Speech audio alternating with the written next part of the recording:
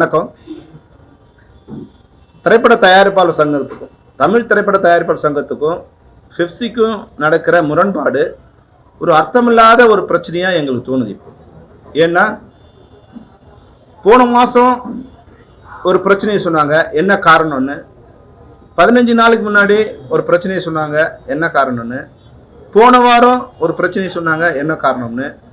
நேற்று முன்தினம் ஒன்று சொன்னாங்க, நேற்று ஒன்று சொல்றாங்க. அதனால உண்மையாவே விளக்கம் கொடுக்கறதுக்கு எங்களுக்கு ஒரு ஒரு கடினமான சூழ்நிலை இருக்கு.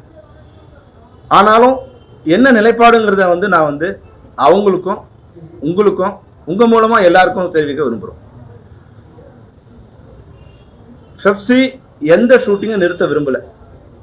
யாரோட படப்பிடிப்பும் நாங்க நிறுத்தல.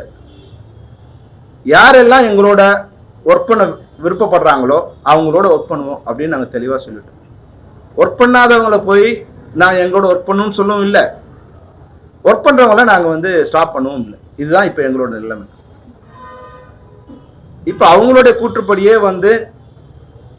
நாங்கள் எங்களுடைய தெளிவான நிலையை, அதாவது 10/3/2025 தமிழ் திரைப்பட தயாரிப்பு சங்கத்துக்கும் பெப்சிக்கு இருந்த ஒப்பந்த ஊதியம் முடிவடைந்து விட்டது.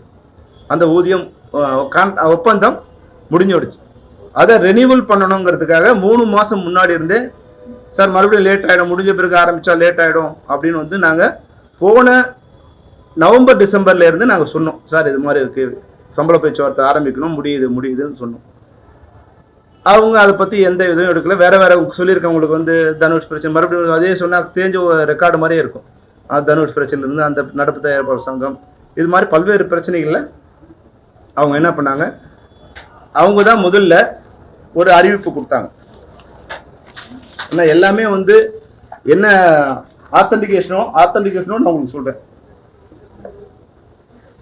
போன வருஷம் 7/5/24 எங்களுக்கு ஒரு மெயில் அனுப்பிச்சாங்க. ஏன்னா நாங்கள் எதுவுமே சொல்லலைங்கிறாங்க இல்லையா. 7/5/24 போன வருஷம் மே மாதம் திரு தனுஷ் அவர்கள் நடிக்கும் புதிய திரைப்படத்தின் படப்பிடிப்பு பணிகளுக்கு செல்லும் முன் எங்கள் தமிழ் திரைப்பட தயாரிப்பாளர் சங்கத்தை கலந்து ஆலோசிக்க வேண்டும். இதுதான் எங்களுக்கு அம்சம். அப்போ அவங்க கலந்து ஆலோசிக்கும் போது அவங்களோட பிரச்சனை சொன்னாங்க. ஏன் இப்போ நாங்களும் நடிகர் சங்கம் பேசிக்கிறோம் சொன்னாங்க இல்லையா.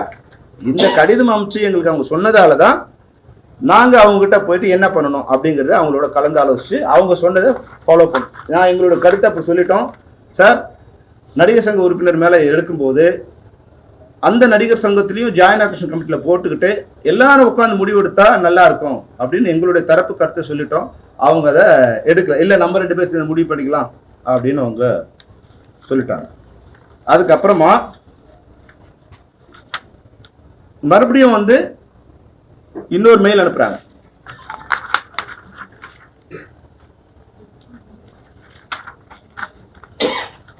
நடிகர் சிம்பு பிரச்சனையின் முடிவுக்கு வரல. இது குறித்து ஏற்கனவே எங்களை தயாரிப்பு சங்க செயற்குழு எடுத்த முடிவினை தங்களுக்கு இமெயில் மூலம் தெரிவித்துள்ளோம். மேலும் நடிகர் சிம்பு அவர்கள் நடிக்கும் எந்த திரைப்படத்திற்கும் தமிழ் திரைப்பட தயாரிப்பாளர் சங்கம் மற்றும் தென்னிந்திய திரைப்பட தொழிலாளர் சம்மேளனம் ஆகிய இரு அமைப்புகளும் சேர்ந்து என்ன முடிவு எடுத்தோமோ அதையே தொடர வேண்டும் என்று கேட்டோம். நம்ம 2 பேர் சேர்ந்து எடுக்க முடியும். அவங்க சொன்ன முடிவு நான் அக்செப்ட் பண்ணிடுவேன். அப்புறம் 17/4/24 முதல் சிம்பு, ராஜ்கமல் மற்றும் மெட்ராஸ் டாக்கீஸ் படப்பிடிப்பு செல்வதாக அறிந்தோம். சிம்பு அவர்கள் நடிக்கும் படத்துக்கு ஒத்துழைப்பு வழங்க வேண்டாம். அவங்க தான் போன வருஷம் 18ஆம் தேதி ஏப்ரல் மாதம் கடிதம் கொடுத்துருக்காங்க.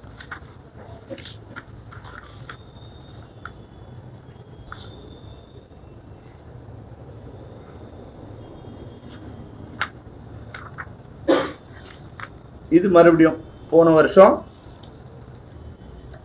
ஜூலை மாதம் producer council, active producers,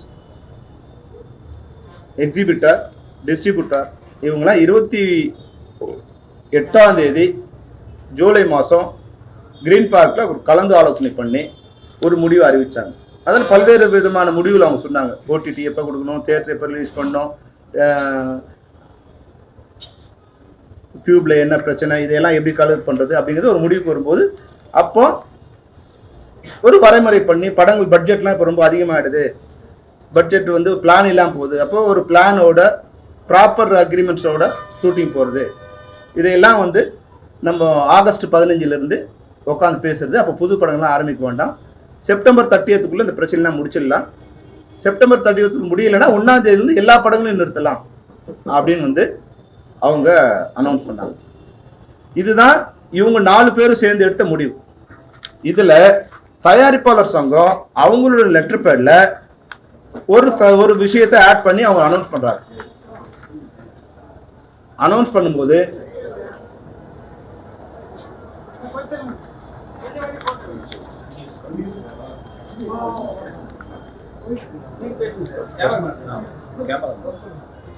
Dhanush அவர்கள் வந்து நிறைய பேருக்கு அட்வான்ஸ் வாங்கிட்டதால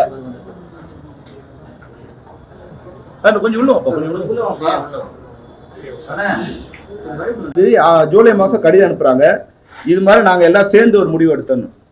உடனே கவுன்சில் நடப்பு தயாரிப்பாளர் சங்கத்துல இருந்தோம், எக்ஸிபிட்டார்ல இருந்தோம், நம்ம பேசாத ஒரு விஷயத்தை இதுல ஏன் ஆட் பண்ணீங்க, நம்ம எந்த ஒரு நடிகரையும் இதுல வந்து கொண்டு வரல, நம்ம பொதுவானதான் சொல்லணும் தவிர இதுல ஏன் தனுஷை நீங்க கூட்டு வந்தீங்க அப்படின்னு வந்து அவங்க அதுல இருந்து விலகிட்டாங்க.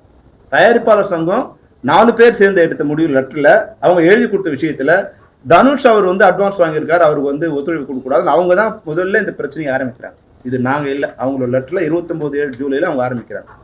இது என்னன்னா அதுல வந்து செக்ரட்டரியா இருக்க திரு கதிரேசன் அவர்களோட பிரச்சனை இதுல சேர்த்து ஆகணும்னு அவங்களே டிசைட் பண்ணி அவங்க ஆட் பண்றாங்க. அங்கதான் மொத்த பிரச்சனை ஆரம்பிக்குது. இது வந்து ஃபிப்ஸியோ இல்ல ஆக்டிவ் ப்ரொடியூசர்ஸோ இல்ல எக்ஸிபிட்டாரோ டிஸ்ட்ரிபியூட்டரோ காரணம் இல்லை, அவங்க ஆட் பண்ணதால அவங்க அதுல இருந்து ரிலீவ் ஆயிடுறாங்க. இது வந்து தனிப்பட்ட இதுவா இருக்கு, அந்த பிரச்சனைக்கு நாங்க வரல, மொத்தமா எல்லாத்தையும் சரி பண்ணிட்டு யார் யார் அட்வான்ஸ் வாங்கியிருக்காங்களோ அவங்க எல்லாருக்கும் சேர்ந்து ஒரு முடிவு பண்ணலாமே தவிர ஒரு தனிப்பட்ட நடிகர் மேல எடுக்கக்கூடாது. இதை ஆட் பண்ணதால நடிகர் சங்கம் இதுல இருந்து நமக்கு ரிவர்ஸ் ஆனாங்க. ஏன் இது மாதிரி வந்து நீங்க பேப்பர்ல அனௌன்ஸ் பண்ணீங்க, எங்கிட்ட பேசாம எப்படி பண்ணீங்க அப்படின்னு நடிகர் சங்கம் பிரச்சனை ரிவர்ஸ் ஆனாங்க. இதுதான் மெயின் பிரச்சனை ஆரம்பிச்சது காரணம்.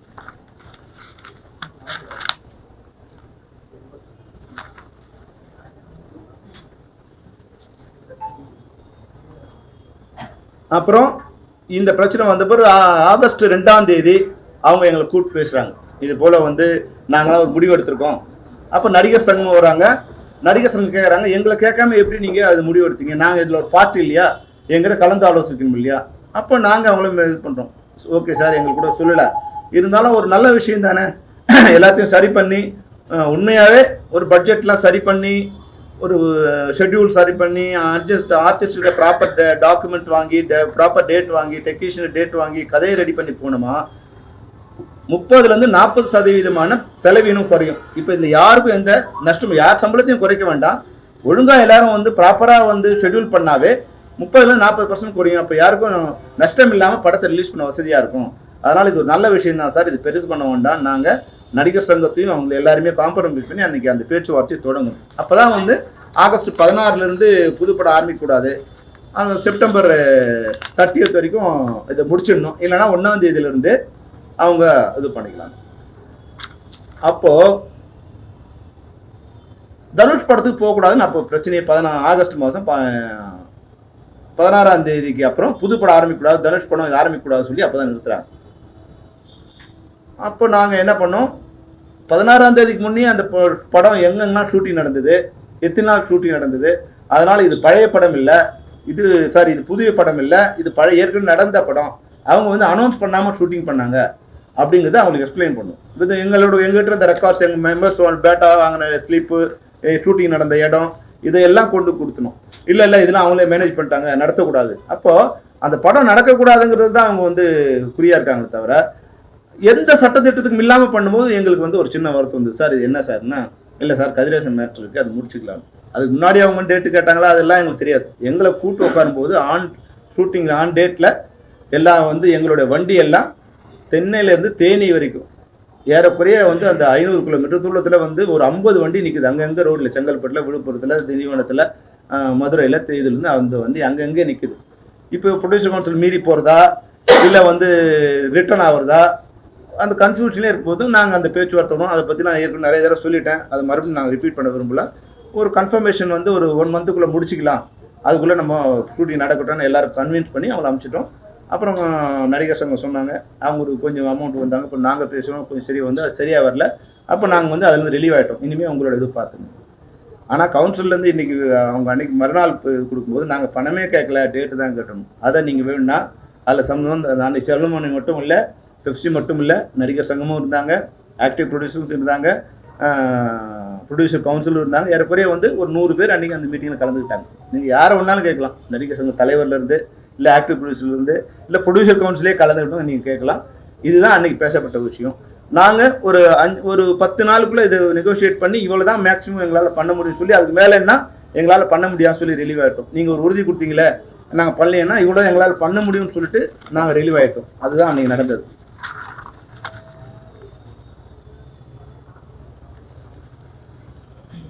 அதுக்கப்புறமா வந்து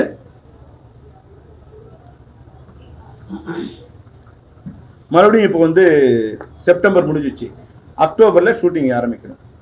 அக்டோபர் 4ஆம் தேதி வந்து விஜயோட படம் ஆரம்பிக்குது. அந்த படம் ஷூட்டிங் போகக்கூடாது அப்படின்னு வந்து மறுபடியும் பிரச்சனை தான். நாங்கள் ஏற்கனவே உங்களுக்கு சொன்னோம், பல்வேறு எங்களோட வேண்டுகோளுக்கு இணங்க அவங்க ஷூட்டிங் வச்சுருக்காங்க. அது மட்டும் இல்லாமல் வந்து ஆகஸ்ட் 4ஆம் தேதியிலேருந்து பெப்சி ஸ்டுடியோவில் ஒர்க் நடக்குது அப்படிங்கிற டீட்டெயிலும் அவங்களுக்கு கொடுத்தோம். இதெல்லாம் கொடுத்து இந்த ஆகஸ்ட் 16 பேர் தான் நீங்கள் ஆரம்பிக்கக்கூடாது, ஆகஸ்ட் 4ஆம் தேதியிலேருந்து இந்த ஒர்க் நடந்துட்டு இருக்கு, ஏறக்குறைய 500 பேர் அங்கே ஒர்க் பண்ணிட்டு இருக்காங்க அப்படிங்கிற டீட்டெயிலை எல்லாம் அவங்க கொடுத்து பேங்க்கில் ட்ரான்ஸ்ஃபர் பண்ணது, அவங்க அமௌண்ட் வந்து எப்போ அவங்க ட்ரான்ஸ்ஃபர் பண்ணாங்க, டெக்னீஷியன் எப்போ ட்ரான்ஸ்ஃபர் பண்ணாங்க, எல்லாத்தையும் கொடுத்து ரெக்வஸ்ட் பண்ணி எங்களுக்கும் அங்கே வந்து வேலை நடந்தால் நல்லது, இல்லாட்டி அவங்க வெளியே எங்கே போனோன்னா எங்களோட மெம்பர்ஸுக்கு பாதிக்கப்படுவாங்க ரெக்வஸ்ட் பண்ணி அந்த ஷூட்டிங் அன்றைக்கி ஆரம்பித்தோம். அதுக்கப்புறமா இந்த எல்லா ஷூட்டிங்கும் நிறுத்தியாச்சு. நம்ம உடனே முடிக்கணும் ஆரம்பிச்சு இது வரைக்கும் 5 நாள் தான் உட்காந்து பேசியிருக்கு. இந்த இது வந்து 5 நாள் தான் பேசியிருக்கு. என்னெல்லாம் பண்ணணும்னு நினச்சோமோ அதில் அவங்களோட நோக்கம் வந்து அதை நடத்தி போகணுங்கிறதுல இல்லை. அதனால் நாங்கள் வந்து மறுபடியும் வந்து அவங்களுக்கு வந்து ஒரு கடிதம் கொடுத்தோம் நவம்பரில். என்னென்னா நம்ம வந்து இந்த இதெல்லாம் பேசி முடிச்சிட்டோம், இது மறுசீரமைப்புலாம் பேசி முடிச்சிட்டோம், டைரக்டர்கிட்டலாம் நீங்கள் என்ன கேட்டிங்களோ அதெல்லாம் வாங்கிட்டோம். நடிகர் சங்கம் நீங்கள் 31 கோரிக்கை கொடுத்தீங்க, அதில் 26 27 கோரிக்கை அவங்க ஒத்துக்கிட்டாங்க. அப்போ வந்து ஏறக்குறைய வந்து ஒரு 80% சக்ஸஸ் ஆகிடுச்சு. அதனால் வந்து டைரக்டரும் அவங்களுடைய என்னென்னலாம் கட்டுப்பாடு அதை ஒத்துக்கிட்டாங்க, கேமராமேனும் அக்செப்ட் பண்ணிட்டாங்க, மேனேஜர்ஸும் ஒத்துக்கிட்டாங்க, எடிட்டர்ஸ் ஒத்துக்கிட்டாங்க. இதெல்லாம் ஒத்துக்கிட்டோம், முதல்ல சைன் பண்ணிட்டோமா இதுக்கு போகலாம், நடிகர் சங்கத்தை அடுப்போம், ஃபைனலாக போய் பேசி கையெழுத்து வாங்கிக்கலாம். ஆனால் அவங்க கையெழுத்து போட்டு முதல்ல லெட்டர் அனுப்பிச்சிட்டாங்க, என்னென்னா ஓகே எது ஓகே இல்லைன்னு அவங்க லெட்டர் அனுப்பிச்சிட்டாங்க. அப்புறம் அப்போ வந்து என்ன சொல்கிறாங்க, இல்லை இந்த ஏற்கனவே நாங்கள் பேசியிருக்கோம், அது நீங்கள் ஆக்சுவலி இது பண்ணல, தனுஷு சிம்பு விஷால் அவங்க மேலே வந்து நீங்கள் வந்து நான் கோஆப்ரேஷன் கொடுக்கணும், அது கண்டினியூ பண்ணணும், அது பண்ணாதான் இதை வந்து கையெழுத்து போட முடியும் அப்படின்னு வந்து நெருக்கடியை அவங்க கொடுக்குறாங்க. அப்போ நாங்கள் வந்து அந்த நெருக்கடிக்கு நாங்கள் பதில் அனுப்புகிறோம். விஷால் மேலே எதுக்கு நெருக்கடினா, விஷால் வந்து கவுன்சிலர் இருக்கும்போது எல்லா பணத்தையும் வந்து காலி பண்ணிட்டாரு. அப்போ தலைவர், அப்போ செக்ரட்டரியாக இருந்தவர் தான் இப்போ செக்ரட்டரி. அப்போ தலைவர் மேலே நடவடிக்கை, செக்ரட்டரி மேலே நடவடிக்கணும் இல்லையா? இந்த செக்ரட்டரியை உட்காந்து அந்த தலைவர் மேலே நடவடிக்கை இருக்குன்னா எப்படி சார் வந்து அது ஒருதலை பட்சமாக இருக்குது, அது நியாயமாக இல்லை, அது வந்து எப்படி நீங்கள் சொல்கிறதுக்கெல்லாம் எப்படி சரி பண்ண முடியும் அப்படின்னு அங்கே ஒரு சின்ன 2வது டிஸ்பியூட்டு எங்களுக்குள்ளே அங்கே வந்து ஆரம்பிச்சது. அதனால் வந்து அந்த துப்பறிவாளர் படையை ஒர்க் பண்ணும்போது நாங்கள் அதை ஆலோசிச்சு தான் பண்ண முடியும் சார், உடனே எங்களால் பண்ண முடியாது அப்படிங்கிறத சொல்லிவிட்டு, நீங்கள் நடிகர் சங்கத்தையும் இந்த ஜாயின்ட் ஆக்ஷன் கமிட்டியில் கொண்டு வந்துட்டு 3 பேரும் சேர்ந்து என்ன முடிவு எடுத்தாலும் ஓகே, நம்ம 2 பேரும் அந்த முடிவு எடுக்க முடியாது அப்படிங்கிறத சொல்லிட்டு வந்துட்டோம். அது வந்து நவம்பர் மாதம் நடந்தது.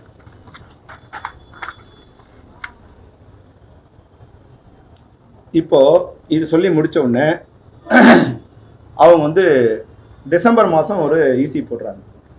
ஈசியில் அக்ரிமெண்ட் படி பெப்சி வந்து இது பண்ணல, அவங்க நடப்பு தயாரிப்பாளர்கள் ஒர்க் பண்ணக்கூடாது அப்படின்னு ஒரு தீர்மானம் போட்டு 1-1 கேன்சல் பண்ணுறோம் அப்படின்னு வந்து செய்தி கொடுக்குறாங்க. செய்தி கொடுத்துட்டு 7/12/2024 அறிக்கை கொடுக்குறாங்க பத்திரிகை, அவங்க லெட்டர் பேர்லேயே கொடுக்குறாங்க. அதாவது வந்து 1-1 அக்ரிமெண்ட்டை நீங்கள் நடைமுறைப்படுத்தலை, அதனால் இவங்களோட வந்து என்ன மாதிரியான இது வைக்கலாம் அப்படின்னு வந்து ராதா பார்க்கிங்கில் 16/12 அன்னைக்கு அவசர பொதுக்குழு கூட்டம் வந்து ஏற்பாடு பண்ணுறாங்க. இந்த பொதுக்குழு கூட்டத்தில் தலைவரோ இல்லை மெஜாரிட்டி ஈசி மெம்பர்ஸோ யாரும் கலந்துக்கல. இவங்களா கலந்துக்கிட்டு ஒரு பிரச்சனை. அதில் என்னென்னா பெப்சி கூட ஒர்க் பண்ணக்கூடாது அப்படிங்கிற திட்டத்தை தான் கொண்டு வராங்க. ஆனால் அதை வந்து அவங்களால அதை தலைவர் இல்லாததால் எக்ஸிக்யூட் பண்ண முடியல. காரணமும் சொல்லு, 1-1 அக்ரிமெண்ட் அப்படிங்கிறது வந்து முதல்ல ஃபிலிம் சேம்பரோட தான் பெப்சி கையெழுத்து போட்டுருந்தாங்க 40 வருஷத்துக்கு முன்னாடி. அப்புறம் வந்து தமிழ் ப்ரொடியூசர் கவுன்சில் வந்த பிறகு ப்ரொடியூசர்ஸ் கவுன்சிலோட அவங்க சைன் பண்ண ஆரம்பித்தாங்க. அதே சேம் அக்ரிமெண்ட் தான் இப்போ இருக்கிற ஃபெஃப்சியும் சைன் பண்ணியிருக்கோம். அப்போது 1-to-1 அக்ரிமெண்ட் இருந்தாலும் எல்லா ப்ரொடியூசர்ஸோட ஒர்க் பண்ணிட்டு இருந்தாங்க. சேம்பர் ப்ரொடியூசருக்கு ஒர்க் பண்ணாங்க, ப்ரொடியூசர் கவுன்சிலோட ஒர்க் பண்ணாங்க, கில்டோட ஒர்க் பண்ணாங்க, எல்லா அமைப்போட தான் ஒர்க் பண்ணாங்க. அந்த 1-to-1 அக்ரிமெண்ட் அந்த ஒரு அண்டர்ஸ்டாண்டிங் இருந்தாங்க. இப்போவும் இந்த அக்ரிமெண்ட் சைன் பண்ண பிறகு கூட 3 வருஷமா எல்லாரோட தான் வந்து நாங்கள் ஒர்க் பண்ணிட்டு இருக்கோம். யார் யாரெல்லாம் same producer council, chamber, guild, நடப்பு ஏற்படும் அவங்களாம் ஒர்க் பண்ணியிருக்கோம். அதனால் எங்களுக்கு இது கஷ்டம் அப்படின்னு சொல்லிட்டு அவங்க ஒரு மீட்டிங் போட்டு எங்களுக்கு லெட்டர் அனுப்பிச்சாங்க. இது மாதிரி உங்களோட 1-to-1 கேன்சல் பண்ண போகிறோம் அப்படின்னு வந்து அவங்க எங்களுக்கு தகவல் தெரிவித்தாங்க. நாங்கள் வந்து அவங்களுக்கு ஒரு பதில் அனுப்பிச்சோம். அது ஒரு பெரிய பதில். அவங்க என்னெல்லாம் பண்ணாங்க இப்போ நான் உங்களுக்கு சொன்னதெல்லாம் அது வந்து அவங்களுக்கு வந்து சொல்லிட்டு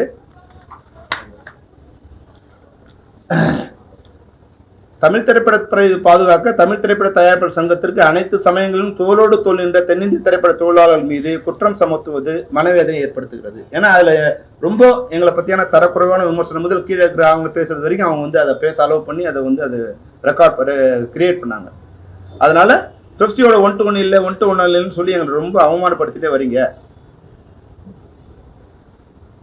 அது மட்டும் இல்லாமல் கதிரேசன் ராதாகிருஷ்ணன் ஆகியோர் இணைந்து கையெழுத்திட்ட ஒரு அறிக்கையில் பெப்சியோட 1-to-1 உறவு இல்லை என்ற அறிக்கையை வெளியிட்டுள்ளீர்கள். அதை எங்களுக்கு அனுப்பாமல் 1-to-1 எனக்கு கேன்சல்னா அது எங்களுக்கு தான் அனுப்பணும். நீங்கள் இதை எங்களுக்கு அனுப்பாமல் வந்து நீங்கள் பத்திரிகையில் கொடுத்துட்டு பத்திரிகைக்காரங்க எங்களுக்கு அனுப்பிச்சிருக்காங்க. நீங்களும் நானும் கையெழுத்து போட்டோம். அந்த கையெழுத்து போட்ட இது வந்து அக்ரிமெண்ட் கேன்சல் ஆகுதுன்னா அது நீங்கள் எங்களுக்கு சொல்லணும். பத்திரிகை கொடுத்துட்டு பத்திரிகை வந்து எங்களுக்கு இது அனுப்பிச்சிருக்காங்க. பத்திரிகை செய்தியாக எங்களுக்கு கடிதம் வருது தவிர எங்களுக்கு வந்து ப்ராப்பராக நீங்கள் அனுப்பலை. அதனால் நீங்கள் வந்து இப்போ தலைவரோ பெரும்பான்மையான செயற்குழு உறுப்பினரும் இல்லாமல் பொதுக்குழு பேரில் கூட்டத்தை நடத்தி எங்களை வந்து அவதூறாக பேசியிருக்கீங்க. இது வந்து எங்களை வந்து உங்களோட உதவி பண்ண எங்களை அவமானப்படுத்துகிற மாதிரி இருக்கு. அதனால் நாங்கள் வந்து இவ்வளோ நாள் வரைக்கும் என்ன நீங்கள் பண்ணாலும் அமைதி காத்து வந்தோம். அதனால் உங்களுக்கு வந்து ஒரு விஷயம் சொல்ல வருவோம். இனிமே எங்களோட விருப்பப்படுற தயாரிப்பாளர்களும் நாங்கள் பணிபுரிகிறோம். எங்களை தொடர்ந்து அவமானப்படுத்துவது எங்களால் ஏற்றுக்கொள்ள இயலாது என்று ஒருத்தர் தெரிவிக்கும். இதுதான் நாங்கள் அனுப்பிச்ச கடிதம். எங்களை விரும்புகின்ற தயாரிப்பாளர்களோடு நாங்கள் பணிபுரிவோம். எங்களை தொடர்ந்து அவமானப்படுத்த எங்களை ஏற்றுக்கொள்ள. நான் உங்களோட ஒர்க் பண்ண மாட்டேன்னு எந்த வழியும் அதில் இல்லை. நாங்கள் எங்களோட ஒர்க் பண்ண விருப்பப்பட்டீங்கன்னா நாங்கள் உங்களோட ஒர்க் பண்ணுறோம் அப்படிங்கிறது தான் அந்த கடிதம் மூலம் அவங்களுக்கு கொடுப்போம். உடனே அவங்க ஒரு லெட்டர், பெரிய லெட்டர் அனுப்பிச்சிட்டு நீங்கள் வந்து 1-to-1 கேன்சல் நீங்களே சொல்லிட்டீங்க, உங்கள் இஷ்டம் போல் செயல்படலாம்னு சொல்லிட்டீங்க, அதனால் 1-to-1 கேன்சல் பண்ணுறோம் அப்படின்னு அவங்க வந்து ஒரு கடிதம் தலைவர் கையெழுத்து போட்டு அனுப்பிச்சிருந்தாங்க. அதில் நிறைய குற்றச்சாட்டு சொன்னாங்க. நாங்கள் ஃபைனலாக வந்து இந்த வருஷம் பொங்கலுக்கு முன்னாடி 10ஆம் தேதி ஜனவரி ஒரு கடிதம் கொடுத்தோம். தமிழ் திரைப்பட தயாரிப்பாளர் சங்கத்திற்கு மாண்பிற்கு குறைவான தரம் தாழ்ந்த தவறான தகவல்களோடு பொய்யான குற்றச்சாட்டுகளுடன் கூடிய தங்களின் கடிதம் கிடைக்கப்பட்டுள்ளோம். எங்களின் தரம் குறையும் என்பதால் உங்களின் தவறான குற்றச்சாட்டுகளுக்கு பதிலளிக்க விரும்பவில்லை. மதியாத தலைவாசல் மிதியாத என்பது தயாரிப்பாளர்களுக்கு மட்டுமல்ல தொழிலாளர்களுக்கும் உண்டு என்பதை நீங்கள் அனைவரும் புரிந்து கொள்ள வேண்டும். யாருடனும் பணிபுரிய மாட்டோம் என்று எப்போதும் உங்களுக்கு கடிதம் எழுதியதில்லை. உங்கள் விருப்பம் போல செயல்படுங்கள் என்று தெளிவுபடுத்தினோம். சம்மேளனம், தென்னிந்திய திரைப்பட வர்த்தக சபை, தமிழ் திரைப்பட தயாரிப்பாளர் சங்கம், தமிழ் திரைப்பட நடப்பு தயாரிப்பாளர் சங்கம், தென்னிந்திய திரைப்பட மற்றும் தொலைக்காட்சி தயாரிப்பாளர் சங்கம் ஆகிய அனைத்து தயாரிப்பாளர் சங்கங்களோடும் சுமூகமாகவும் இணக்கமாகவும் பணிபுரிய விரும்புகிறது என்பதை தங்களுக்கு அன்புடன் தெரிவித்துக் கொள்கின்றோம். இதுதான் நாங்க அவங்களுக்கு அனுப்பிச்ச கடிதம். அவங்களே இந்த ஒரு கேஸ் கிரியேட் பண்ண ஒரு லெட்டர் கிரியேட் பண்றது இருக்கு இல்லையா, போகஸா லெட்டர் கிரியேட் பண்ணி அவங்களே ஒரு லெட்டர், நீங்க இது மாதிரி கேன்சல் ஆயிடுச்சுன்னு சொன்னீங்க, உங்களோட விருப்பம் இல்லைன்னு சொன்னீங்க, அதனால நாங்க வந்து தனியா ஒரு சேம்பர், நாங்க ஒரு சம்மேளனம் நாங்களே ஆரம்பிச்சுக்கிறோம் அப்படின்னு வந்து அவங்க அதுல வந்து போட்டு எப்பவுமே அவங்க இப்படிதான் போடுவாங்க, லெட்டர் அனுப்புவாங்க. நாங்க அமிச்சோமா எங்க கடிதத்தை பாத்தீங்கன்னா 3 பேர் கையெழுத்து, தலைவர், செயலாளர், பொருளாளர் கையெழுத்து போட்டு தான் அனுப்புவோம். ஆனா அவங்க எங்களுக்கு கடிதம் அனுப்பிச்சாங்கன்னா இப்படிதான் அனுப்புவாங்க. இதுல எந்த கையெழுத்தும் இருக்காது, இது ஒரு சீல் மட்டும் தான் இருக்கும். மேனேஜர் கூட சீல் போட்டு அனுப்பிச்சிடலாம். அது என்னன்னா ஆத்தென்டிகேஷன் இருக்கக்கூடாதுங்கிறது தான். நாளைக்கு இது வந்து நான் சொல்ல இதுதான், ஆனா அவங்களோட மெயில் இருந்து அது வந்திருக்கு, அதனால வந்து நாங்க அனுப்புறோம்னு சொல்ல முடியாது. இப்படிதான் அவங்க எங்களுக்கு கடிதமா அனுப்புவாங்க.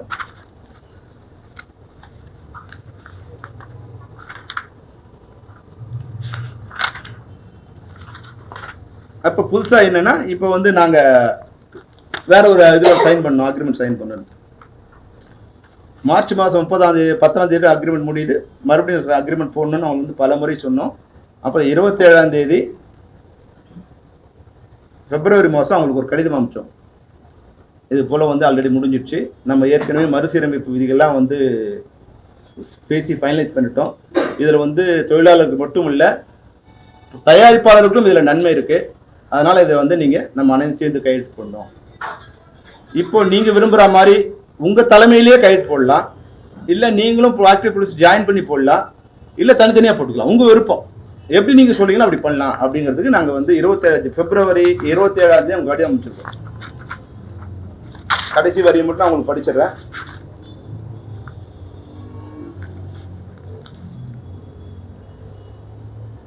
தயாரிப்பாளர் சங்க தலைமையிலோ, அதாவது அவங்க தான் தலைமை, அவங்க தான் சைன், இப்போ எப்படி முன்னாடி சைன் பண்ணுமோ அது மாதிரி உங்க சங்க தலைமையிலேயோ அல்லது தமிழ் திரைப்பட தயாரிப்பாளர் சங்கம் மற்றும் தமிழ் திரைப்பட நடப்பு தயாரிப்பு சங்கம் ஆகிய அமைப்புகள் இணைந்தோ அல்லது தனித்தனியாகவோ கையெழுத்திடலாம் என்று தீர்மானிக்கப்பட்டது. எனவே சிறு சிறு கருத்து வேறுபாடுகளை மனதில் கொள்ளாமல் தமிழ் திரைப்படத்துறையின் வளர்ச்சிக்காக மறுசீரமைப்பு ஒப்பந்தத்தில் கையெழுத்திட்டு சுமூகமாக அனைவரும் இணைந்து பயணிக்க வேண்டும் என சம்மேளனத்தின் சார்பில் கேட்டுக்கொள்கிறோம். இதுக்கு மேல நம்ம என்ன சொல்லணும்? நீங்களே சைன் பண்ணுங்க, அவங்களோட போய் சைன் பண்ணு நாங்க சொல்லல. இதுக்கு வந்து எந்த பதிலும் அவங்க போடல. மறுபடியும் 2 வீக்ஸ் கழிச்சு இன்னொரு கடிதம் அனுப்புறோம். ஏற்கனவே 27/2/2025 கடிதத்தில் நாம் விவாதித்து ஏற்றுக்கொண்ட மறுசீரமைப்பு விதிகளை ஒப்பந்தத்தில் கையெழுத்து உடனே நடைமுறைப்படுத்த வேண்டும் என கடிதம் எழுதியிருந்தோம். இதுநாள் வரையில் அது குறித்து தங்கள் பதில் எதுவும் கிடைக்கவில்லை என்பதை தெரிவித்துக் கொள்கிறோம். எனவே ஒப்புதல் அல்லது ஒப்புதல் இன்மை குறித்து தாங்கள் தெரிவிக்க வேண்டுமா என்பதுடன் கேட்டுக்கொள்கிறோம். தமிழ் திரைப்படத்துறையின் தயாரிப்பாளர்கள், தொழில்நுட்ப கலைஞர்கள், தொழிலாளர்கள் இவர்கள் அனைவரது நலனையும் கருத்தில் கொண்டு நாங்கள் சில முக்கியமான முடிவுகளை எடுக்க வேண்டிய தருணத்தில் உள்ளோம். தங்களுடைய கருத்து மிகவும் முக்கியமானது என்பதால் தங்கள் கருத்தை தெரிவிக்குமாறு கேட்டுக்கொள்கிறோம். இதுக்கு அவங்க எந்த பதிலும் போடல.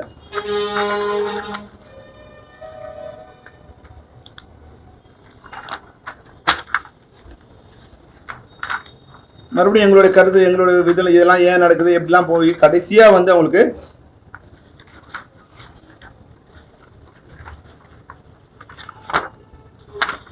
ஏப்ரல் 3ஆம் தேதி ஒரு கடிதம் போடும். கடைசி கடிதம், எப்படி நம்ம சேர்ந்து பண்ண முடியும், என்னென்ன பிரச்சனை வந்தது, இது யார் மேலே வருத்த வேண்டாம், இதெல்லாம் மறந்துட்டு நம்ம ஒன்றா போடுவோம் அப்படின்னு வந்து அவங்களுக்கு சொல்லிட்டு, நீங்கள் 7ஆம் தேதி வந்து விளம்பரம் இது ஆரம்பிக்கிறதா இருக்கீங்க. அது வந்து தவறான ஒரு முடிவு. அந்த முடிவை நீங்கள் எடுத்தீங்கன்னா 8ஆம் தேதி நாங்கள் உங்களோட வேலை செய்ய மாட்டோம். 7ஆம் தேதி நீங்கள் வந்து நாங்கள் வேணான்னு முடிவு எடுத்தீங்கன்னா நாங்கள் எங்களை யாரெல்லாம் விரும்புகிறாங்களோ அவங்களோட வேலை செய்யும். உங்களோட வேலை செய்ய மாட்டோம்னு சொல்லல, அது உங்களோட விருப்பம். ஆனால் 8ஆம் தேதி முதல் 7ஆம் தேதி நீங்கள் தனியாக ஒரு ஃபெடரேஷன் ஆரம்பிச்சிட்டிங்கன்னா 8ஆம் தேதி முதல் ஆக்சுவலி ஒரு அக்ரிமெண்ட் கேன்சல் ஆகிடுச்சுன்னு சொல்கிறீங்க. அப்புறம் ப்ரொடியூசர் நான் ஒர்க் பண்ணும்போது எந்த அடிப்படையில் நான் அவங்களோட ஒர்க் பண்ணுறது? சம்பளம் கேட்டால் என்ன சொல்லுவார்? யார் போய் கேட்குறது? அப்போ தயாரிப்பாளர் ஒன்று, தயாரிப்பாளர் சங்கம் ஒரு கன்ஃபர்மேஷன் கொடுக்கணும். அது நடப்பு தயாரிப்பாளரோ இல்லை தமிழ் திரைப்பட தயாரிப்பாளரோ சேம்பரோ, இல்லைன்னா தயாரிப்பாளர் வந்து ஒரு உறுதிமொழி கொடுத்து, சார் நீ ஃபெப்சியில் வந்து ஒரு தொழில்நுட்பத்தை கொடுப்பேன், நாங்கள் ஏற்கனவே நடைமுறையில் உள்ள ஏற்கனவே நடைமுறையில் உள்ள ஊதியத்தை உங்களுக்கு முறையாக வழங்குகிறோம் அப்படின்னு நீங்கள் வந்து கன்ஃபர்மேஷன் கொடுத்தீங்கன்னா நாங்கள் உங்களுக்கு ஒர்க் பண்ணுவோம். இதுதான் நாங்கள் அவங்களுக்கு அனுப்பிச்ச கடைசி இந்த ஏப்ரல் 2ஆம் தேதி நாங்கள் அனுப்பிச்ச கடிதம். இப்போ நீங்கள் இதெல்லாம் இல்லாமல் எந்த பிரச்சனையும் இல்லை, எல்லாத்துக்கும் நாங்கள் தெளிவாக பதில் வச்சுருக்கோம், ப்ராப்பராக வந்து கம்யூனிகேஷன் வச்சுருக்கோம். இப்போ வந்து முதல்ல ஒரு பிரச்சனை ஆரம்பிச்சு இன்னொரு பிரச்சனை கொண்டு வந்து இன்னொரு பிரச்சனை கொண்டு வந்து இன்னைக்கு நான் அவங்களோட கையெழுத்து போட்டாங்க, எங்கள் அக்ரிமெண்ட் கையெழுத்து போடல, இதை வந்து இன்னைக்கு இதெல்லாம் இவ்வளோ நாள் இல்லை உங்ககிட்ட கையெழுத்து போடலான்னு சொல்லி நாங்கள் கேட்டு நீங்கள் எதுவும் பதிலும் இல்லாதப்போ தான் அது கூட ஒப்பந்தம் கிடையாது. மறுசீரமைப்பு இதில் என்னென்னலாம் பட்ஜெட் எப்படி போடணும், எது மாதிரியான எங்களுக்கு அக்ரிமெண்ட் வேணும், ஏதாவது எங்களுக்கு வேணும் இல்லையா, ஒரு பேப்பர் எங்களுக்கு வேணும் இல்லையா, யாரோட நாங்கள் ஒர்க் பண்ணுறது. அதனால அந்த அடிப்படையில் அவங்களோட ஒரு லெட்டர் ஆஃப் அரேஞ்ச்மெண்ட் தான், அது கூட ஒப்பந்தம் கிடையாது. அதில் கூட வந்து இதை நாங்கள் தமிழ் திரைப்பட தயாரிப்பு சங்கத்தோடு போடுவோம் அப்படின்னு இது வந்து நான் எக்ஸ்க்ளூசிவ் கிடையாது, நான் எக்ஸ்க்ளூசிவ். ஒரு நாளைக்கு மறுபடியும் இவங்க மாதிரி அவங்க எங்களோட தகராறு பண்ணக்கூடாதுன்னு ஒரு தெளிவோடு தான் நாங்கள் இந்த எம்ஓஐயில் கூட லெட்டர் ஆஃப் அரேஞ்ச்மெண்ட் சைன் பண்ணோம். இப்போ எங்களுக்கு ஒரு லாயர் நோட்டீஸ் அமைச்சிருக்காங்க, நாங்கள் எந்த இதுவும் ஆரம்பிக்கலை. இப்போ ஆரம்பிக்கப்பட்டிருக்கிற தமிழ்நாடு திரைப்பட தொழிலாளர் கூட்டமைப்புக்கும் தமிழ் திரைப்பட தயாரிப்பாளர் சங்கத்துக்கும் எந்த சம்பந்தமும் இல்லை. அப்படின்னு வந்து எங்களுக்கு ஒரு நோட்டீஸ் அனுப்பிச்சிருக்காங்க. லாயர் நோட்டீஸ் அனுப்புறாங்க சார். ஆமா, அபிஷியல் நோட்டீஸ் அவங்க இதுல அனுப்பாம லாயர் நோட்டீஸ் அனுப்பிச்சு அவங்க ஸ்டேட்மென்ட் இருந்தா நீங்க பேசும்போது அவங்க என்ன சொன்னாங்கன்னா நாங்க தனியா ஆரம்பிக்கிறோம் அப்படின்னு அவங்க லாயர் இப்ப எங்களுக்கு நோட்டீஸ் அனுப்பிச்சிருக்காரு சார். என்னோட கிளையன்ட் தமிழ் ப்ரொடியூசர் கவுன்சில் சங்கத்துக்காக நாங்க வந்து அவங்களோட அபிஷியல் லாயர், கவுன்சிலோட அபிஷியல் லாயர் எங்களை அனுப்பிச்சிருக்காங்க. நாங்க வந்து எந்த விதமான சம்மேளனத்தையும் ஆரம்பிக்கல, தமிழ்நாடு ஆரம்பிக்கல, நீங்க யாரோ சில டெக்னீஷியன் சேர்ந்து அந்த இது ஆரம்பிச்சிருக்காங்க, அதுக்கு எங்களுக்கு கவுன்சிலுக்கும் அதுக்கு எந்த சம்மந்தமும் இல்லை, நீங்க எப்படி வந்து இது மாதிரி எங்க படத்தை நிறுத்த முடியும்? இது இது நாங்க இப்போ இது உண்மை நீங்க நினைச்சீங்கன்னா நாங்க சொல்றது பொய் நடத்துங்க. ஓபனா வந்து மீடியா முன்னால தான் அவங்களே வந்து பேட்டி கொடுத்தாங்க. அந்த மாதிரி வந்து மாணிக்கம் கீழ அந்த லைவ் கேஸ் வீடியோ கொடுத்தாங்க சம்சாங்க கிரிக்கெட் வாங்கி பாமே வந்து ராமகிருஷ்ணன் சாரோ கரியேசன் சாரோ சம்சாங்க அத நான் ரெக்கார்ட் பண்ணிருக்கேன். அவங்க தான் வந்து நான் அந்த விழாவுக்கு போயிருந்தேன். கரியேசன் சாரோ அரண் தமிழ்மணி ராமகிருஷ்ணன் சாரோ வந்து அவங்க தான் ஃபார்ம் கொடுக்குறாங்க, நான் பாக்குறோம். அத வீடியோ எடுத்துக்கணுங்க. எப்படி சொல்ற இப்படி பார்க்கும்போது ஷாக்கா இருக்கு. இப்போ அவங்க எங்களுக்கு நேற்று லாயர் நோட்டீஸ் அனுப்பிச்சிருக்காங்க சார். இதுதான் இப்போ வந்து அப்போ நீங்க அதுல இருந்து ஒரு உண்மையை புரிஞ்சுக்கணும். அவங்க வந்து ஏதோ ஒரு இப்போ வந்து என்னன்னா அவங்களுக்குள்ள ஒத்துமை சார், நான் தெளிவா சொல்லணும்னா இதனோட மெயின் கருவா இருக்குது சகோதரர் கதிரேசன் தான். அவர் தான் முரளி சார் நல்லவர், அவரால் வந்து எக்ஸிக்யூட் பண்ண முடியல, நினைக்கிறத வந்து பண்ண முடியல. ஈவன் தோ எங்க மேல வந்து ஒரு 1-to-1 இல்லைன்னு சொல்லும்போது அந்த கூட்டத்துக்கு கூட அவர் பொதுக்குழு கூட அவர் வரல. அப்போ வரலன்னா நீங்க ஒரு ப்ரொடியூசர் கவுன்சில் அகைன்ஸ்டா இருக்கீங்க அப்படின்னு அவர் நிர்பந்தம் கொடுக்குறாங்க. ராதாகிருஷ்ணனும் தப்பான ஆள் கிடையாது, அவர் கொஞ்சம் மருட்டுத்தனமா இருக்குமே தவிர அவரும் வந்து ஒரு சின்ன ப்ரொடியூசர் ஏதோ பண்ணணும்னு நினைக்கிறது தான். ஆனா இதை வந்து காயின் பண்றது என்ன பொறுத்த வரைக்கும் நான் நினைக்கிற வரைக்கும் திரு கதிரேசன் தான் காயின் பண்றாங்க. ஏன்னா போன முறை நாங்கள் சம்பள பேச்சுவார்த்தை நடத்தும் போது மெதுவாக இந்த மாதம் மீட்டிங் போடுவாங்க, அடுத்த மாதம் வரைக்கும் மீட்டிங் போட மாட்டாங்க, நாங்கள் 4 தடவை போயிட்டு வருவோம், அப்படி இழுத்துட்டே இருப்பாங்க. ஆகஸ்ட்ல பேசி முடிச்சிட்டோம், 22 ஆகஸ்ட்லேயே பேசி முடிச்சிட்டோம், 21 ஆகஸ்ட்லேயே பேசி முடிச்சிட்டோம். ஆனால் இழுத்துட்டே வராங்க டிசம்பர் வரைக்கும். என்னன்னா கதிரேசன் படம் நடக்குது, ஷூட்டிங் நடக்குது, அவர் வந்து அவர் படம் முடிகிற வரைக்கும் புது சம்பளத்தில் ஒர்க் பண்ணக்கூடாதுன்னு வந்து ஒரு எக்ஸிக்யூட் பண்றாரு. அப்போ வெளிப்படையாக நாங்கள் சொல்லிட்டேன்ப்பா, உன் படத்துக்கு கூட பழைய சம்பளம் வாங்கிக்கப்பா, வாங்கிக்கிறோம், நாங்கள் எங்களுக்கு அக்ரிமெண்ட்டை சைன் பண்ணி விட்டுருப்பா, எதுக்கு வந்து இருக்கிறோம்? இல்லைண்ணே ஒரு 4-5 படம் இருக்குதுண்ணே. அவங்களாம் சரிப்பா, அந்த 4-5 படத்துக்காவது நாங்கள் வந்து பழைய சம்பளம் வாங்கிக்கிறோம், இந்த அக்ரிமெண்ட்டை ஜனவரி 1ஆம் தேதி சைன் பண்ணிடலாம் அப்படின்னு சொல்கிறோம். சரிண்ணே அப்படின்ட்டு பேசல. அப்புறம் என்ன பண்ணுறாரு, இல்லைண்ணே நம்ம என் படம் முடிய சொல்ல நம்ம கொஞ்சம் தள்ளியே பண்ணிக்கலாம். சரி ஓகே, எங்களுக்கு தெரிஞ்சிச்சு ஒரு படம் முடியாமல் அந்த அக்ரிமெண்ட் சைன் பண்ண மாட்டாங்க. இப்போ 10ஆம் தேதி மார்ச் சைன் பண்ணுறோம். இப்போ அப்போ 7 படம் ப்ரொடக்ஷன் இருக்கு. அப்போ ப்ரொடியூசர் கவுன்சில் செக்ரட்டரி என்ன சொல்லணும், சார் ஏற்கனவே நம்ம பேசணும், இப்போ சைன் பண்ணுவோம், 7 படம் பழைய ஷூட்டிங்கில் இருக்கு, இதை நீங்கள் வந்து பழைய சம்பளத்தில் ஒர்க் பண்ணணும்னு சொல்லணும் இல்லையா? இப்போ அந்த கோரிக்கையே இல்லை, அப்போ சைன் பண்ணிட்டாங்க. ஏன்னா அவர் படம் முடிஞ்சிடுச்சு, இப்போ அந்த இதுவும் இல்லை. இப்போதெல்லாம் நாங்கள் யோசிச்சு பார்க்கும்போது ஓஹோ இவ்வளோ இதுவா செல்ஃபிஷாகவும் இவ்வளோ பிளான்டாகவும் இவங்க ஒர்க் பண்ணுவாங்களாங்கிறதே எனக்கு வந்து ரொம்ப ஆச்சரியமா இருக்கு. இவ்வளோலாம் கூட பிளான் பண்ண முடியுமா அப்படிங்கிறது ஆச்சரியமா இருக்கு.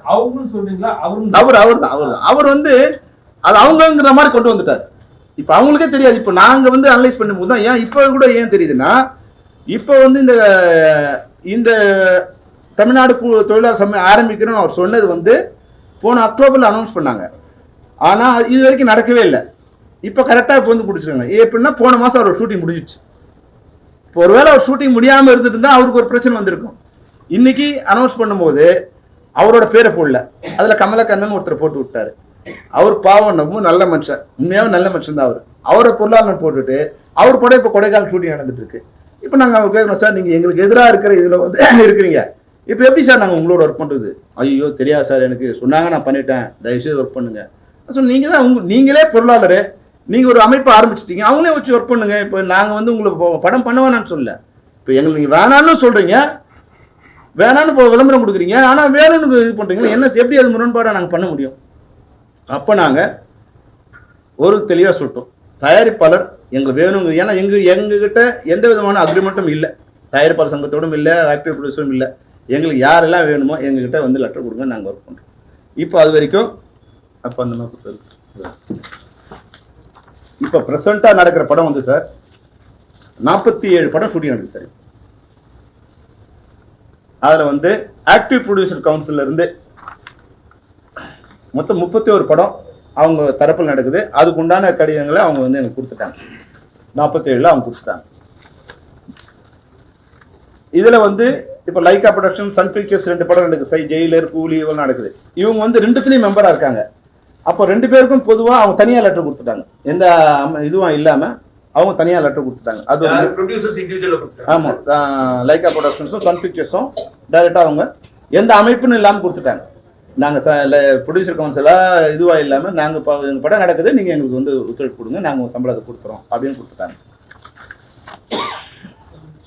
இப்போ ப்ரொடியூசர் கவுன்சில் 15 பேர் வந்து நாங்க ப்ரொடியூசர் கவுன்சில் மெம்பரா இருக்கோம், உங்க சம்பளத்தை நாங்க கொடுத்துட்றோம், உங்க இதுக்கு வந்து எங்களுக்கு நீங்க ஒத்துழைப்பு கொடுக்கணும். 15 பேர்.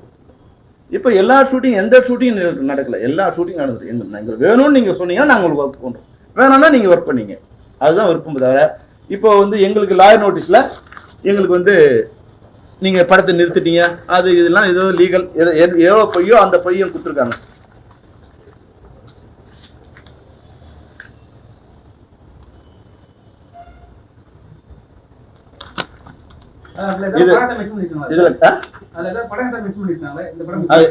இந்த படம் இதுலயா? இல்ல படம் மென்ஷன் பண்ணல. கிருஷ்ணா ரவீந்திரன் தான் கவுன்சிலோட லாயருங்க, அவர் அமைச்சிருக்காரு.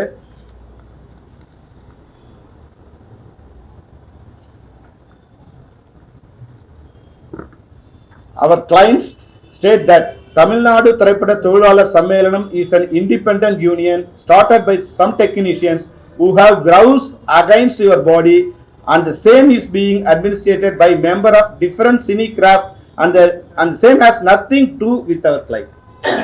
இதுக்கு எங்க கிளையண்ட் யாரு? Producer council. எங்க கிளையண்ட்டுக்கும் இந்த அமைப்புக்கும் எந்த சம்பந்தமும் இல்லை. இது உங்க மேல கோபம் உள்ள சில சினி டெக்னீஷியன்ஸ் வந்து அவங்க ஃபார்ம் பண்ணி இதை வந்து அமைச்சிருக்காங்க, அதுக்கு எங்களுக்கு எங்க சம்பந்தம் இல்லை. இதனோட தலைவர் யாரு? அழகன் தமிழ்மணி. அவர் எந்த டெக்னீஷியன் எனக்கு தெரியாது. இதனோட பொருளாளர் யாரு? அவர் தயாரிப்பாளர் சங்கம். அவர் வந்து கமலக்கண்ணன், அவர் ஒரு ப்ரொடியூசரு. அவர் எந்த சங்கம், எந்த டெக்னீஷியனாக இருக்கான்னு தெரியல. இதுல எல்லாருமே அவங்களோட மெம்பர்ஸ் தான். அதே மாதிரி இப்போ நம்ம சேகர் சொன்ன மாதிரி இது கொடுத்ததே வந்து ஃபார்ம் இஷ்யூ பண்ணதே அவங்க தான். ஆனா வந்து எங்களுக்கு சம்பந்தம் இல்லைன்னு. இதுதான் என்ன நடக்கும்னா, நாளைக்கு பிரச்சனை வரும்போது இவங்களை கட்டி விட்டுருவாங்க. இவங்களை நம்பி போனாங்க இல்லையா, இவ்வளவு நாள் 50 வருஷமா அந்த எங்களையே நீங்க கட்டி விடும்போது இன்னைக்கு வந்து ஒரு ஆத்திரத்துக்கு பண்ண இவங்களை கட்டி விட எவ்வளவு நாள் ஆகும்? ஏற்கனவே இவங்களை நம்பி பெப்சி படைப்பாளன் வரும்போது படைப்பாளி ஆரம்பிச்சு அன்னைக்கு வந்து 2 வருஷம் இவங்களோட போராடி அதை நடத்தும் போது அவங்களோட காமரைப்பு ஆயிடுச்சு.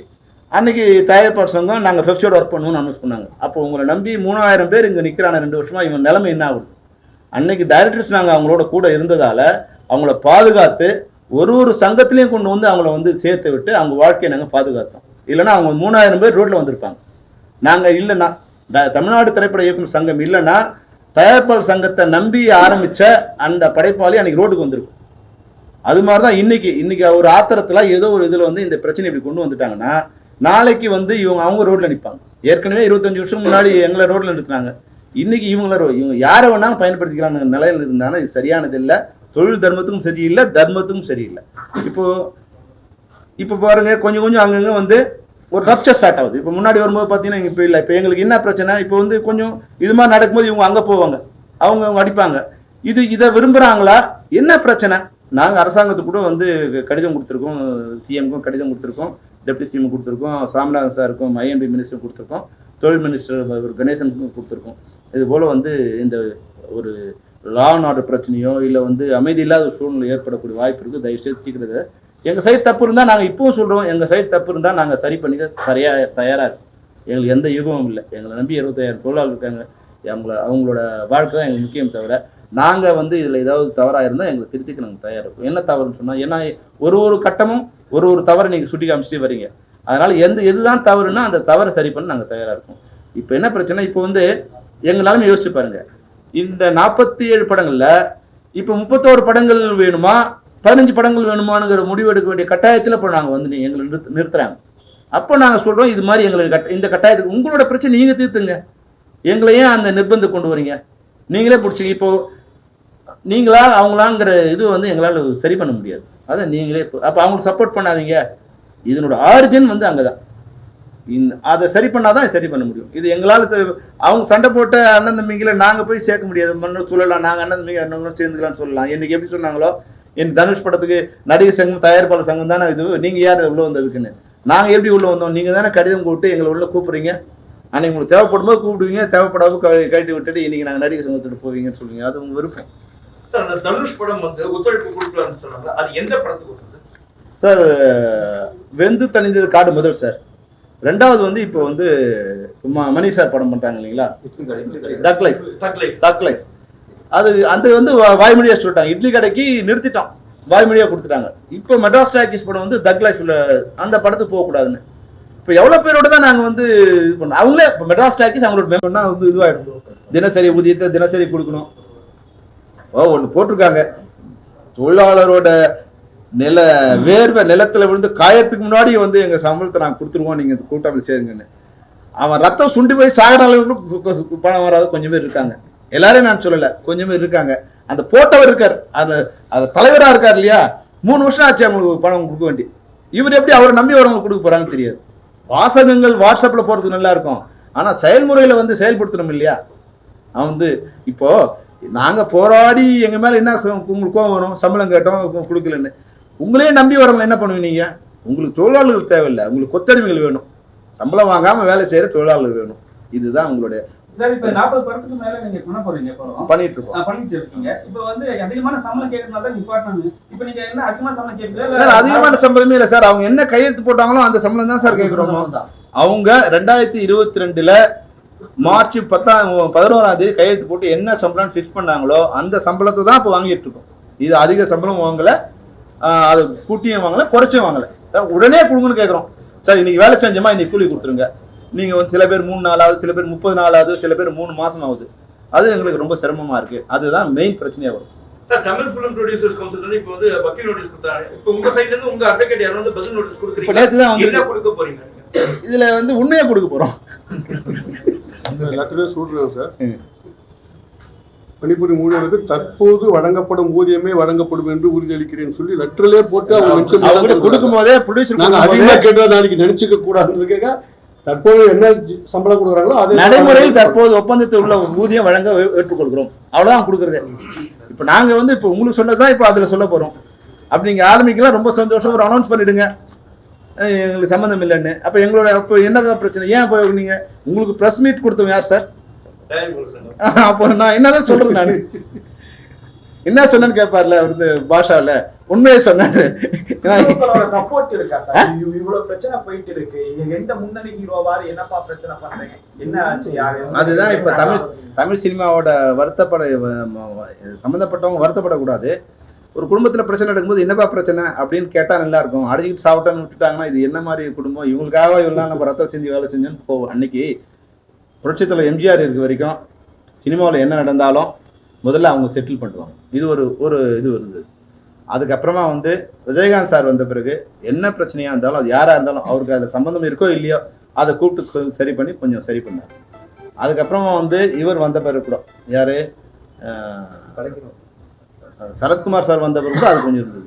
அதுக்கும் அரசு தரப்பில் வந்து எங்களுக்கு எப்பவுமே வந்து எங்கள் பிரச்சனை இருந்தால் அது உடனே வந்து அதை கூப்பிட்டு பெரிய பிரச்சனை வரும்போது கூட வந்து நேரடியாக மினிஸ்டர் அனுப்பிச்சிட்டார் கலைஞர். அப்போ அனுப்பிச்சு என்ன உங்கள் பிரச்சனை, பொன்முடியெலாம் நேராக அங்கே ஆஃபீஸ்க்கு வந்துட்டாங்க, என்ன பிரச்சனை வாங்க 2 பேரும் உட்காந்து பேசுவோம் அப்படின்னு உட்காந்து 2 பேரை வர வச்சு பேசினாங்க.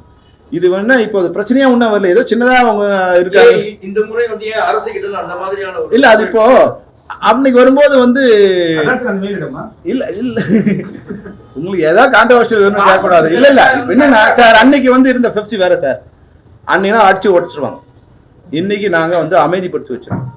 அன்னைக்கு இருந்த இது வந்து என்னன்னா அவங்க எதை பத்தியும் கவலைப்பட மாட்டாங்க. இப்போ நாங்கள் அவங்களை எல்லாரும் ஜனநாயகப்படுத்தி அந்த வன்முறையெல்லாம் இருக்கக்கூடாது அப்படிங்கிறத நான் வந்து அவங்களை எல்லாரும் வந்து ஒரு அமைதிப்படுத்தி இப்போதான் வந்து இப்போ பாருங்க, முந்தானத்து வரைக்கும் ஆள் இல்லை, இப்போ அடுத்த லெவல் வந்துருக்கு. இப்போ ஷூட்டிங் 2-3 ஷூட்டிங்கில் போய் தள்ளு நடந்திருக்கு, அது வந்திருக்கு. இப்போ வெளியே இப்போ வீடியோ அனுப்புறாங்க. இப்போ இது மாதிரி வருது. நம்ம அவங்க கூட்டு அட்வைஸ் பண்ணுறோம், இது மாதிரி எதுவும் நம்ம சைடு வரக்கூடாது, கொஞ்ச நாள் மிஸ்டேக் ஆனாலும் பரவாயில்ல, நம்ம சைடு வரக்கூடாது. அப்போ நம்ம கண்ட்ரோல் பண்ணுறோம். இதை ரப்சர் பண்ணி பெரிய விஷயம் ஆக்குறது வந்து இது இல்லை, அவங்க நெருக்கடி கொடுக்குறது. ஆனால் வந்து இப்போ அவங்க இவரும் பேசினார், வந்து டெப்யூட்டி சிஎம் பிஏ பேசினாங்க. இது வந்து மினிஸ்டர்கிட்ட சொல்லியிருக்கோம். கூப்பிட்டு பேசுவாங்க அப்படின்னு சொல்லியிருக்காங்க. அதனால அவங்களுக்கு போற அளவுக்கு இது ஏதோ இவங்களுக்குள்ள நடந்துட்டே இருக்கல. இது வந்து இது புதுசா இல்லை. அன்னைக்கு பெப்சி படைப்பாளிங்கிறது வந்து ஒரு பெரிய அடித்தடி தகராறா வந்தது. இது வந்து வழக்கமா ஒரு 6 மாசத்துக்கு ஒரு தடவை ஒரு அறிக்கை போரா இருக்கு. அது மாதிரி இது ஒரு அக்கப்போர் நினைச்சுக்கிட்டாங்க. இது ஒரு அறிக்கை விட்டுட்டு இப்ப வந்து இல்ல அப்படின்னு சொல்றது வந்து இது ஒரு மிரட்டலா இருக்குமா பெப்சிக்கு அப்படின்றதுதான். ஏன்னா தயாரிப்பாளர் சங்கத்துல இருந்தா அவங்களே ஒரு பிரஸ் மீட்டை வச்சு சொல்றாங்க, நாங்க வந்து தனிசா ஒரு சம்மேளனம் ஆட்டம் ஒரு பெப்சி ஆட்டம் புதுசா வந்து டெக்னீஷியன்ஸ் யூனியன் எல்லாமே டோட்டலா சேர்த்து ஆரம்பிக்கிறோம் அப்படின்னா இன்னைக்கு இல்லன்னு சொல்லி வக்கீல் நோட்டீஸ் மூலமா சொல்றாங்க போது முதல்ல வந்து பெப்சி மிரட்டி பார்க்கணும்னு யோசிச்சாங்களா? யாரோ ஒரு தனி நபர் அந்த மாதிரி ஆசைப்பட்டு செய்ததாவது இல்ல. அதுதான் ஒரு திட்டமிடல் இல்லாம இருக்கும். இப்போ லாயர் சொல்லியிருப்பாரு, நீங்க வந்து இது மாதிரி அனௌன்ஸ் பண்றது வந்து ஒரு ப்ரொடியூசரே வந்து ஆரம்பிக்கிறதுங்கிறது அவங்களுக்கு வந்து லீகலா வந்து பாயிண்ட் கரெக்டா இருக்கும், எங்களுக்கு சம்மந்தம் இல்லை அப்படின்னு சொல்லுங்க அப்படின்னு வந்து இப்போ நாங்க லாயர்கிட்ட போகும்போது 2 பேரும் அடிச்சுக்கிட்டோம் அப்படின்னு வந்து ஒருத்தர் வராரு லாயர்கிட்ட. லாயர் சொல்றாரு, என்னை 7 இன்ச்சு நீளமுள்ள கத்தியால் உன்னை கொண்டு விடுவேன் என்று கூறிக்கொண்டே வந்தார் அப்படின்னு அவன் சொல்ற கிளைண்ட் சொல்றான். சார் அது மாதிரி சொல்லலையே, யோ உன் கேஸ் நிக்கணும்னா இப்படிதான். அப்போ இவங்க லாயர் அட்வைஸ் பண்ணுவாங்க, நீங்க பண்ணதெல்லாம் தப்புங்க, அது மாதிரி பண்ணா கேஸ் நிக்காது, இது மாதிரி பண்ணாதான். அப்போ அவரு எது சரியோ அதை எழுதுறாங்க இல்லையா? அப்போ அவங்க நடைமுறையில அவங்களுக்கே வந்து அந்த நடைமுறை தவறு இருக்குங்கிறது அவங்களோட சைட்ல அவங்களுக்கே தெரியுது. இப்போ நான் குற்றம் சொல்ல விரும்பல. இப்பவும் வந்து என்னன்னா நாங்கள் ஏறக்குறைய 25 வருஷமா வந்து தமிழ் திரைப்பட தயாரிப்பாளர் சங்கத்தோடு எனக்கு நெருங்கிய உறவு இருக்கு. ராம் முரளி சார் வந்து எனக்கு வந்து ரொம்ப ரொம்ப ரொம்ப இணக்கமான நாள். அவருக்காக பல விஷயங்கள் நாங்கள் அட்ஜஸ்ட் பண்ணி இப்போ ராதாகிருஷ்ணன் அதுக்கு முன்னாடி இருந்தே தெரியும். அவர் உண்மையாகவே வந்து ஒரு பெரிய இதுவும் இல்லை, தப்பான ஆள் இல்லை. கொஞ்சம் பண்ணணும் வந்து சின்ன பிடிச்சி ஏதாவது பண்ணணும்னு நினைக்கிறாரு. அது ஏதாவது என்ன பண்ணணும்னு அது தெரிஞ்சு அது இணைந்து பண்ணால் நிச்சயமாக ஒரு நல்ல இது பண்ணலாம். அது எங்களை பகச்சிக்கிறதுனால நிச்சயமாக, அதாவது எங்களுங்கிறது நான் சொல்கிறது தொழிலாளர்களை பகச்சிருக்கிறதால அவங்களுக்கு எந்த நன்மையும் இல்லை. அவங்களோட சேர்ந்து பயணிச்சு அவங்களுக்கு வந்து 6 கோடி கீழே இருக்கிற படங்களுக்கு வந்து நாங்கள் பல்வேறு விதமான நன்மைகளை அவங்க செலவு கொடுத்துருக்கோம். ஸ்மால் பட்ஜெட் இந்தியாவில் அது இல்லை, இந்தியாவில் அந்த திட்டம் இல்லை. அப்போது அது சரி பண்ணி கொடுக்கணும்னு நாங்கள் எவ்வளோ கஷ்டப்பட்டுருக்கணும். எங்களோட மெம்பர்ஸை வந்து இதெல்லாம் பண்ணலாம். சண்டேல ஒர்க் பண்ணால் கூட நம்ம வந்து வெளியே போனால் டபுள் பேட்டா வாங்கிட்டு இருந்தால் நம்ம சிங்கிள் பேட்டா வாங்கிக்கலாம். இதெல்லாம் சொல்லி நம்ம சின்ன ப்ரொடியூசர் பாவம் பண்ண முடியாது. இதெல்லாம் சொல்லி அவங்க கன்வின்ஸ் பண்ணுறோம் இல்லையா? அது எவ்வளோ கஷ்டமான வேலை. புதுசாக வாங்கி கொடுக்காம இருந்தால் பரவாயில்ல, இருக்கிறத குறைக்கிறதான்னு சொன்னால் என்ன எப்படி அது பார்ப்பாங்க. ஆனாலும் இந்த படம்லாம் நல்லா இருக்கணும் அப்படின்னு வந்து அவங்களை கன்வின்ஸ் பண்ணுறோம். சரி, நீங்க இவ்வளவு வருத்தப்பட்டீங்க, நிறைய ஆக்டர்ஸ் நீங்க ஹெல்ப்பே பண்ண மாட்டாங்க. இங்க ரஜினிகாந்த் உச்சபட்ச நடிகர்லாம் இருக்காங்க. அட்லீஸ்ட் நீங்க இன்ஃபார்ம் பண்ணி உங்களுக்கு சங்கத்தோட போய் அவர்கிட்ட கேட்டீங்கன்னா, அவங்க கிட்ட போய் கேட்டீங்கன்னா ஏதாவது ஒரு நல்லது நடக்கும்ல. நீங்க அப்ரோச் பண்ணாம அவங்க உங்ககிட்ட வர மாட்டாங்க. இதை அப்ரோச் பண்ணீங்க அவங்க சைட்ல ஏதாவது கொண்டு இப்போ இல்ல சார், என்னன்னா இப்போ கேட்டதான் நம்ம ஹெல்ப் பண்ணுவாங்க. அது கரெக்ட், நீங்க சொல்றது கரெக்ட். நம்ம முதல்ல வந்து அரசுக்கு கடிதம் கொடுத்துருக்கோம். நீங்க சொல்ற மாதிரி கூட பேசலாம். இப்போ வந்து நமக்கு எதுக்கு நம்ம நினைக்கலாம். இப்போ முன்ன மாதிரி வந்து இது ஒரு குடும்பமா இருந்த இது இல்லை, ஒரு அலுஃபா எல்லாமே கார்பரேட் ஆயிட்டாங்க. அதனால வந்து அந்த அவங்களுக்கு சரியா வருமா, அவங்க நம்மள இதை கன்சல்ட் பண்ணுவாங்க, 2 பேரோட சண்டை நம்ம என்ன பண்றது அப்படின்னு நினைப்பாங்களா அப்படின்லாம் எங்களால் இது பண்ண முடியல. அப்போ அவங்களுக்கு ஒரு நிர்பந்தத்தையோ இல்லை ஒரு எம்ப்ராஸ்மெண்ட்டையோ கொடுக்க விருப்பம் இல்லை எங்களுக்கு. அவங்களே வந்து என்ன பிரச்சனை நாங்கள் எல்லாருக்கும் அவங்களும் எல்லாருக்கும் தெரிஞ்சவங்க தான், நாங்களும் அவங்களுக்கு தெரிஞ்சவங்க தான். இன்னும் அவங்க பிரச்சனை ஏன் அப்படின்னு கூப்பிட்டு அவங்களா பேசலாம். இப்போ நம்ம போய் பேசும்போது அவங்க வந்து அவங்களுக்கு ஒரு எம்ப்ராஸ்மெண்ட் கொடுத்து நம்ம சொல்லி அதை அவங்களால பண்ண முடியலன்னா ஒரு எம்ப்ராஸ்மெண்ட் இருக்கும். அது நாங்கள் அது வேண்டாம்னு நினைக்கிறோம்.